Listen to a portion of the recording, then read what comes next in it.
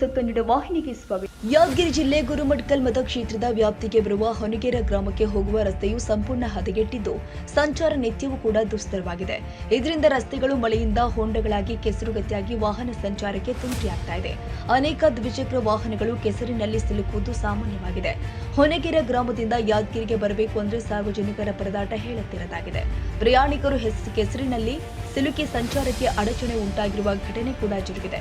ಹೊನಗೆರೆ ಗ್ರಾಮ ಸೇರಿ ಹಲವು ಗ್ರಾಮಗಳ ರಸ್ತೆಗಳು ತೀರಾ ಹದಗೆಟ್ಟಿದ್ದು, ಕಳೆದ ಹಲವು ದಿನಗಳಿಂದ ಸುರಿತಾ ಇರುವ ಮಳೆಗೆ ರಸ್ತೆಗಳು ದೊಡ್ಡ ದೊಡ್ಡ ಹೊಂಡಗಳಾಗಿ ಪರಿವರ್ತನೆಗೊಂಡು ವಾಹನ ಸವಾರು ಪರದಾಡುವ ಸ್ಥಿತಿ ನಿರ್ಮಾಣವಾಗಿದೆ. ಗುರುಮಠಕಲ್ ವ್ಯಾಪ್ತಿಯಲ್ಲಿ ಬರುವ ಬಹುತೇಕ ರಸ್ತೆಗಳು ಸಂಪೂರ್ಣ ಹಾಳಾಗಿದೆ.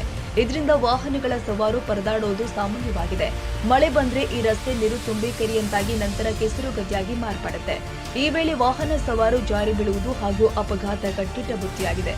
ಆದರೆ ಈ ಬಗ್ಗೆ ಸಂಬಂಧಪಟ್ಟ ಅಧಿಕಾರಿಗಳು ಹಾಗೂ ಜನಪ್ರತಿನಿಧಿಗಳು ರಸ್ತೆ ಅಭಿವೃದ್ಧಿ ಗೋಜಿಗೆ ಹೋಗ್ತಾ ಇಲ್ಲ ಎನ್ನುವುದು ಗ್ರಾಮಸ್ಥರ ದೂರಾಗಿದೆ. ಈಗಲಾದರೂ ಅಧಿಕಾರಿಗಳು ಹಾಗೂ ಜನಪ್ರತಿನಿಧಿಗಳು ಯಾವ ಕ್ರಮ ಕೈಗೊಳ್ಳುತ್ತಾರೆ ಕಾದು ನೋಡಬೇಕಾಗಿದೆ. ತಾಜಾ ಸುದ್ದಿಗಾಗಿ ಎಂಟಿವಿ ನ್ಯೂಸ್ 24x7ಗೆ ಸಬ್ಸ್ಕ್ರೈಬ್ ಮಾಡಿ ಮತ್ತು ಬೆಲ್ ಐಕಾನ್ ಅನ್ನು ಒತ್ತಿ. ತಪ್ಪದೇ ಲಿಂಕ್ ಶೇರ್ ಮಾಡಿ.